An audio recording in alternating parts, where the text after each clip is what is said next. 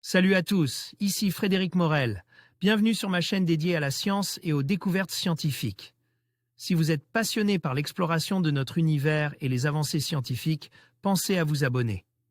Aujourd'hui, on plonge dans un sujet fascinant qui repousse les limites de notre compréhension. Allons-y. Bonjour à tous. Dans cette vidéo, je vais vous parler de l'avancement passionnant du satellite Gaïa, qui prend forme et se part d'un bouclier thermique essentiel pour sa mission.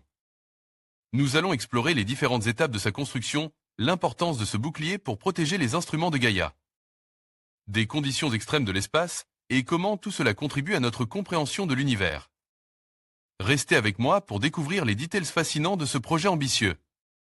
Gaïa, le satellite d'astrométrie européen qui doit notamment procéder au recensement d'1 milliard d'étoiles dans notre galaxie, se trouve actuellement au centre spatial guyanais.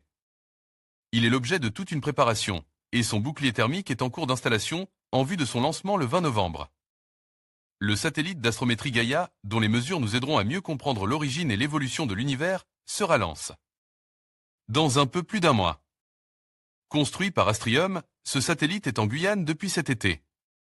Installé dans le bâtiment S1B du centre spatial guyanais, il est prépare pour son lancement le 20 novembre. Actuellement, c'est le bouclier thermique qui est posé sur le satellite, par les équipes d'Astrium et de Soner, l'entreprise espagnole qui l'a construit. Ce bouclier sera déployé après le lancement de Gaïa Gaïa.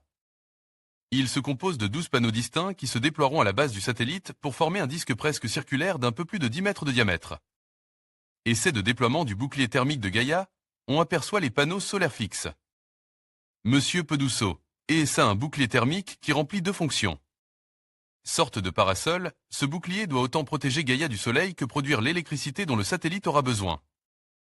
En effet, la partie inférieure, qui fera toujours face au soleil, est partiellement couverte de panneaux solaires qui fourniront environ 1850 watts de puissance électrique pour alimenter les servitudes et la charge utile.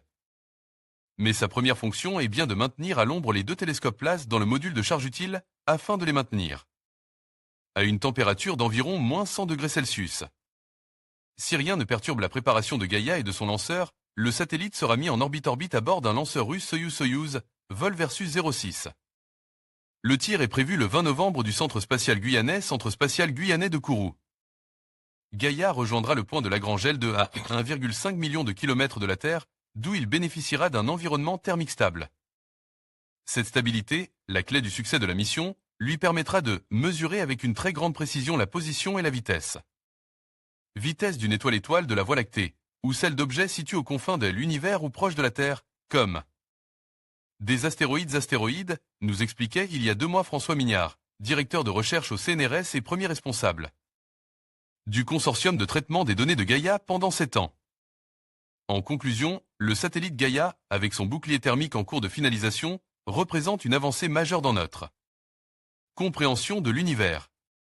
Grâce à ces instruments de pointe, il nous permettra d'explorer des milliards d'étoiles et de cartographier notre galaxie avec une précision sans précédent. Ce projet ambitieux souligne l'importance de l'innovation technologique dans l'astronomie moderne. Restez connectés pour suivre les prochaines étapes de cette mission fascinante qui pourrait transformer notre vision du cosmos.